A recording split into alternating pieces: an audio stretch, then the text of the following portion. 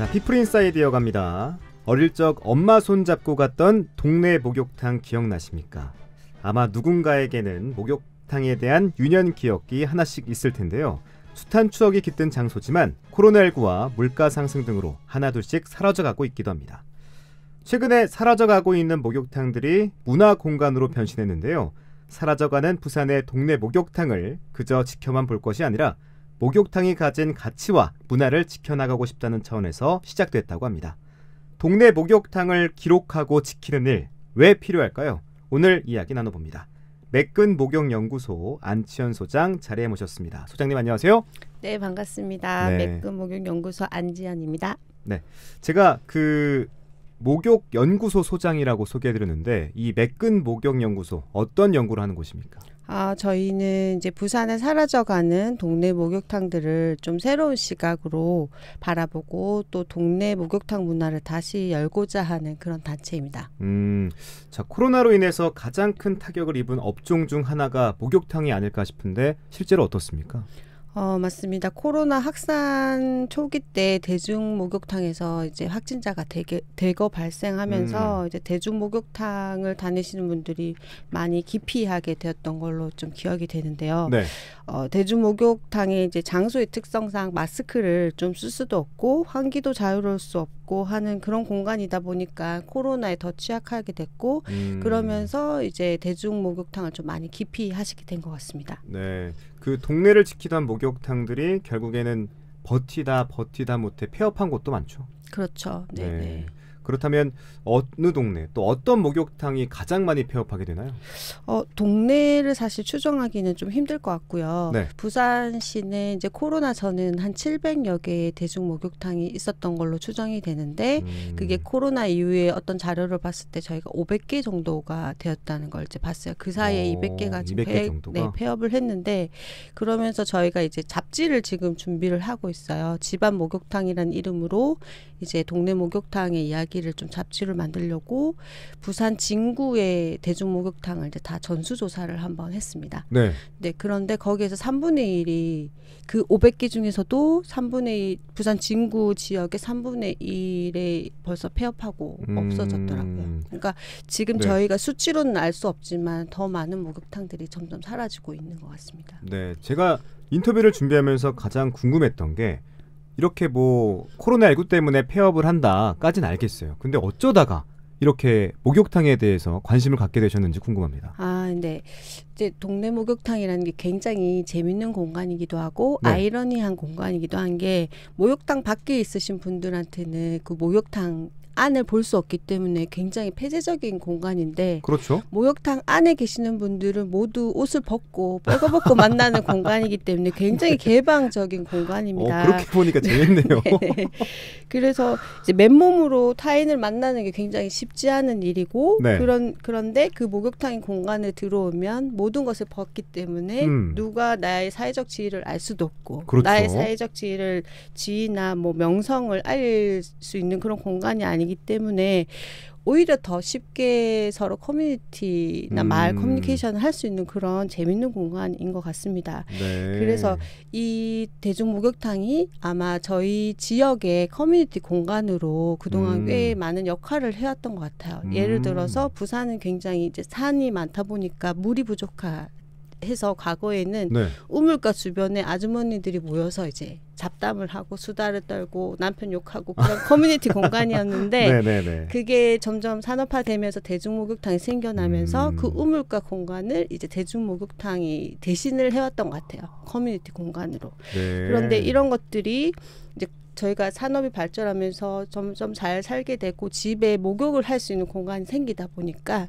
이 대중목욕탕 가는 횟수가 줄어들게 되고 또 전염병 코로나로 인해서 오히려 그런 것들이 더 심해지다 보니까 이제 목욕탕들이 점점 사라지게 되고 그런 지역의 커뮤니티 공간들이 점점 없어지는 게 너무 안타깝고 그래서 이제 우리라도 지금이라도 이런 목욕탕을 좀 기록하고 이런 것 목욕탕이 만들어내는 문화들을 좀 다른 세대들한테 젊은 세대들에게 알리고 싶다는 그런 생각으로 이제 매끈 목욕 연구소를 시작하게 되었습니다. 네, 이 산이 많다는 이 부산이란 특징이 확실히 목욕탕 문화를 많이 발전시켰군요. 네, 맞습니까? 그런 것 같아요. 약간. 다른 지역에 비해서요? 네네. 아까도 말씀하셨지만 뭐 코로나 영향도 있고 집에서 샤워와 목욕하는 게 가능해지는 시대가 됐고 또 대형 사우나가 들어서면서 시대가 많이 변했잖아요.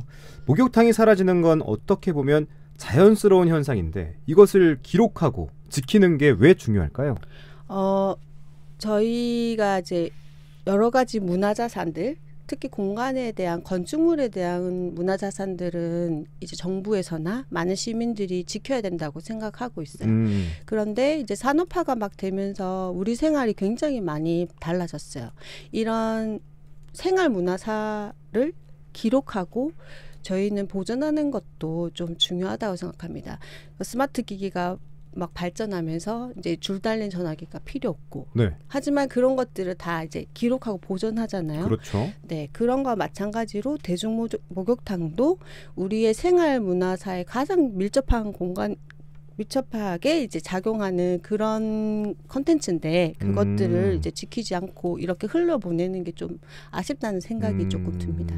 아까 생활 문화사라고 표현해 주셨는데 이것도 네네. 하나의 역사라고 보시는군요. 그렇죠. 네. 네. 자, 이번에는 매끈 목욕 연구소 내용으로 좀 집중해 보겠습니다. 어떤 작업을 하시는 곳입니까, 그러니까? 처음에는 저희가 이제 MZ 세대들한테 좀 이런 대중 목욕탕 문화를 알려서 좀 MZ 세대들이 많이 대중문화의 목욕탕에 대해서 관심을 가졌으면 좋겠다는 생각을 가지고 이제 대중 목욕탕을 아카이빙하고 그리고 대중 목욕탕에 관련된 잡지를 만들어서 그냥 홍보하자 이런 생각을 했었는데 저희 연구소의 MZ 세대들 중에 한 3분의 1 정도는 대중 목욕탕을 태어나서 한 번도 가보지 않은 사람들이 있더라고요. 오, 진짜요? 네, 이게 저희는 정말 상상도 할 수 없는 그런 분들이 계셔서 그럴 거면 이 친구들이 정말 좋아하는 장소로 만들어서 네. 그 공간을 좀 힙하게 좀 알렸으면 좋겠다는 생각을 하게 되었고 네. 그래서 그 친구들이 좋아하는 게 뭘까 고민하다 보니까 요즘 MZ분들은 팝업 스토어나 굿즈에 굉장히 열광하시더라고요. 네. 그래서 그런 걸 그럼 먼저 만들어서 대중 목욕탕을 좀 친숙하게 다하게 해야겠다라는 생각으로 이제 굿즈랑 팝업 스토어를 준비하다 보니까 네. 또 이 친구들의 특성이 이런 굿즈나 팝업에 어떤 스토리가 없으면 또 거기에 빠지지 않더라고요. 아, 그래요? 네, 그러면서 이제 저희가 캐릭터나 세계관까지 조금 세계관이요?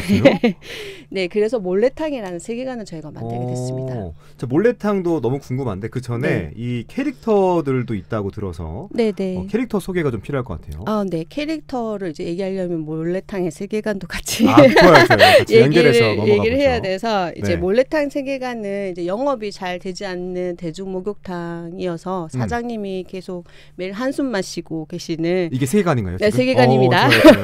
한숨만 쉬고 계시는 그런 대중 목욕탕입니다. 네. 네. 그래서 목욕탕을 접을까 고민하면서 오늘도 한숨을 쉬시고 문을 닫고 이제 영업 시간이 끝나서 집으로 돌아갔을 때 네. 이제 떼쟁이라는 캐릭터 삼총사가 나와서 이제 주인 몰래 그 목욕탕을 청소하고 관리하고 그러면서 동틀 때까지 목욕탕 구석구석을 이제 매일 깨끗하게 청결하게 청소하면서 내일은 누가 오실까 이렇게 기대하는 그런 세계관을 저희가 만들었습니다.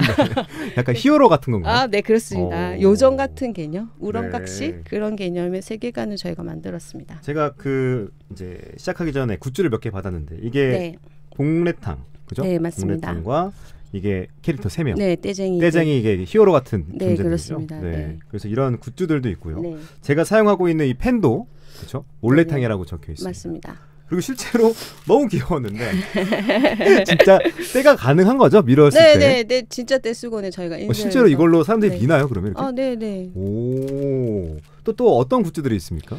뭐 여러 가지 이제 CBS라서 말하기가 좀 곤란한데, 그 알코올에 관련된 잔들.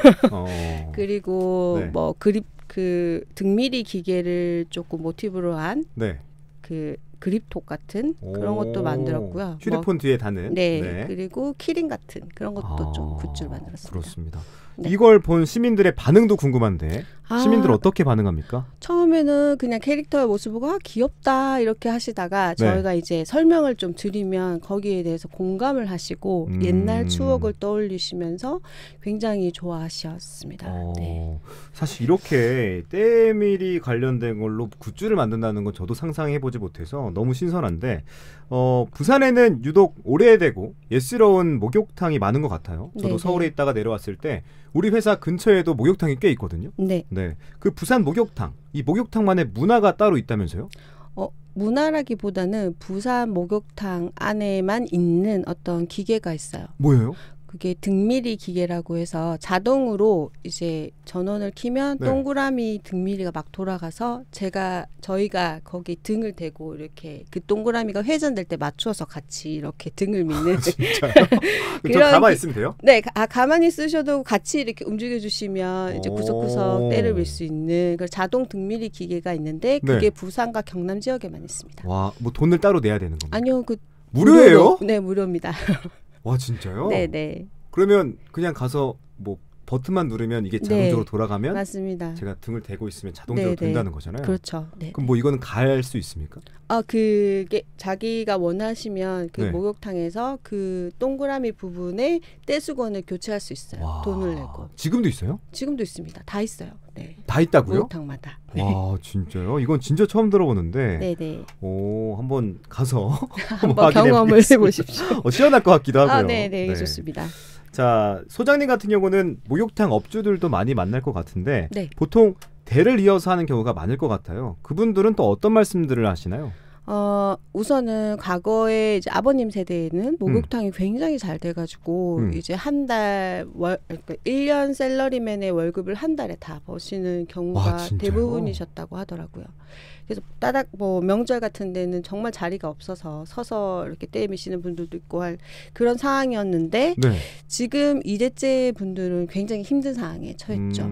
아버님이 벌어놓으신 돈들을 지금 까먹고 있는 상황이고 이게 지금 원자재 값이 막 오르다 보니까 가스비, 전기세도 비싸고 인건비가 비싸고 나가는 건 맞는데 오시는 그 손님들은 적으니까 매달 이제 마이너스 적자이신 경우가 굉장히 많더라고요. 네, 아까도 그 MG 그 직원들 안 가봤다 하고 하잖아요. 한 번도 안 가봤고. 그러니까 어르신들만 찾아가는 경우가 더 많은 거죠. 그런데 그분들이 이 목욕탕 놓을 수 없는 것들이 그 말씀하신 단골 손님들이 계속해서 매일매일 오시니까 그분들 때문에 이 문을 닫을 수도 없는 상황이신 거예요. 그래서 오히려 그 지금 현재 그 오래된 목욕탕에 찾아오시는 분들이 하루 안 오시면 이분 왜 안 오시지 해서 집에 찾아가서 무슨 일 있나 이렇게 보시는 분들도 계셨어요. 와, 그렇구나. 네, 약간 지역의 어르신들을 돌보는 그런 역할을 하는 그런 곳도 있었고 그래서 가족분들 중에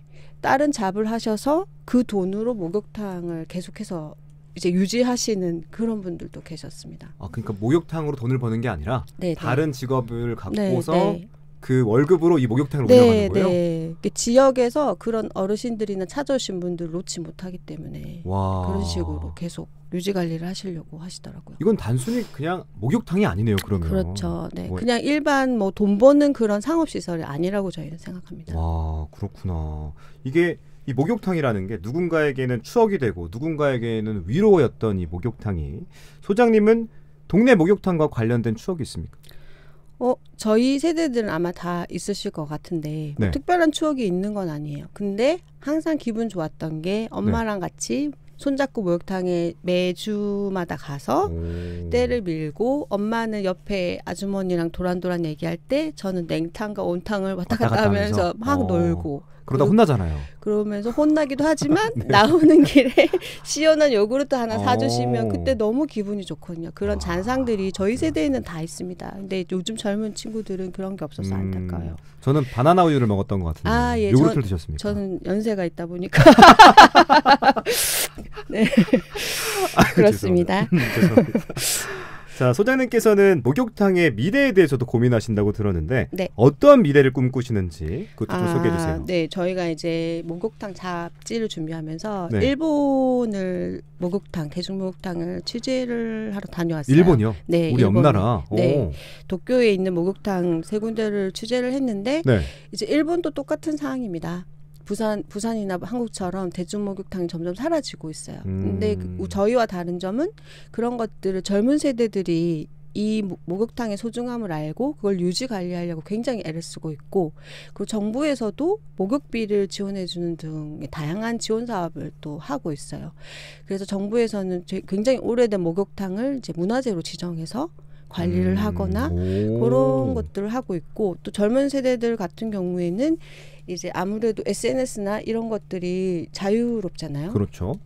홍보 활동을 굉장히 많이 하고 있고, 그 지역과 뭔가 함께 하려고 지역의 상인들이랑 같이 어떤 뭐 마켓을 목욕탕 안에서 연다든지 아니면 차 교실을 연다든지 요가 교실을 한다든지 그런 것들 프로그램을 계속해서 개발을 하고, 그리고 또 아까 지금 한국에서도 잠깐 말씀드렸는데 네. 돌봄의 역할도 합니다. 그래서 어르신들을 돌봄 케어를 한다든지 어린이들의 방과 후 돌봄도 목욕탕에서 다 하고 있어요. 네. 근데 이렇게 다양한 세대들이 이제 정부나 아니면 민간에서 젊은 세대들이 지역의 목욕탕을 지키기 위해서 애쓰고 있는 모습들을 보면서 우리도 이런 건 좀 벤치마킹 해야겠다.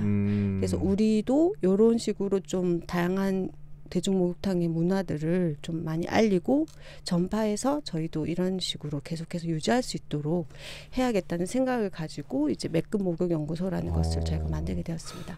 신기했던 게 차와 요가 클래스가 열린다는데 목욕탕 안에서 이게 실제로 열려요? 실제로 열립니다. 오, 최근에 지금 그 연구소에서 했던 것도 비슷한 취지에서 한 겁니까? 비슷한 취지지만 저희는 좀 더 MZ세대의 타겟에 맞게, 우선은 저희는 지금 1단계는 홍보라고 생각합니다. 젊은 세대들에게 대중목욕탕을 홍보하는 게 저희 1단계 목적이고, 네. 2단계, 3단계 넘어가면서 이제 지역 어르신들에 대해 돌봄이라든지 어떤 프로그램들을 같이 좀 해보고 싶은 생각이 있습니다. 그 마켓을 했을 때 MZ들은 많이 찾아왔습니까? 마켓 같은 경우에는 사실 저희 같은 팝업 스토어 했을 때 MZ들이 굉장히 많이 찾아왔어요. 저희가 사실 굉장히 걱정을 많이 했습니다. 네. 6월 6일하고 6월 13일 영도에 있는 복례탕이라는 곳의 정기 휴무일에 저희가 이제 팝업 스토어를 열었는데, 이게 팝업 스토어가 뭐 일주일 쭉 가는 게 아니고 퐁당퐁당 그렇죠, 지금 그렇죠. 가는 거여서 사람들이 올까 걱정을 했는데 굉장히 많이 찾아오셨어요. 그때 뭐 반응들은 어때요? 이런 공간이 있는 것 자체에 우선 굉장히 신기해요. 놀랐고. 원래 몰랐던 거에 대해서 아는 거군요. 네. 그러니까 싫었던 게 아니라. 네, 대중목욕탕의 안에 들어와 보는 것 자체가 지금 너무 신기했고, 그 목욕탕 안에서 이렇게 뭐 캐릭터 굿즈라든지 아니면 저희가 게임을 또 할 수 있게 했는데, 그런 게임을 하는 것 자체 너무 신기했고, 거기에서 주는 메시지들을 또 좀 감동을 받았다는 MZ들도 있었고요. 또한 가족 단위로 굉장히 많이 오셨어요. 어린이들이 굉장히 많이 왔는데, 네. 이제 아빠 손잡고 처음 온 어린이가 다음 주에 이제 집에 가면 다음 주에 아빠 우리 목욕탕 가자 이렇게 하는 말을 듣고 저희가 조금 감동을 조금 받았습니다. 네. 가족들도 왔을 때 좀 다양한 경험들을 할 수 있을 것 같습니다. 네. 아까도 제가 좀 충격적이었던 게 돌봄의 역할이었는데, 네. 이게 어르신과 어른이 다 되는 거죠? 그렇죠. 네. 앞으로도 좀 이런 것들이 지역과 연계가 돼서 문화재 지정까지도 됐으면 좋겠다는 생각이 들고요.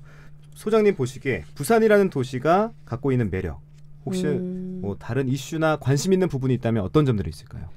저희가 사실은 이제 매끈목욕연구소는 북회이고 본캐가 원래 사이트 브랜딩이라는 도시 브랜딩하는 회사인데요. 네. 저희가 다양한 지역을 돌면서 여러 가지 지역의 브랜딩을 하고 있어요.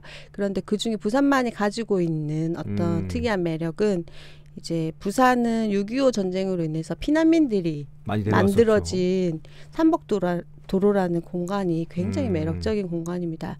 그래서 현재와 과거가 같이 공존하고 있는 공간이기도 하고, 그 속에 살고 계시는 분들의 생활이 굉장히 재밌어요. 삼복도로이기 때문에 있을 수밖에 없는 그런 생활들, 그런 것들을 조금 더 이제 아카이빙하고 그런 것들 새로운 콘텐츠로 좀 만들어 가고 싶습니다. 앞으로는. 네.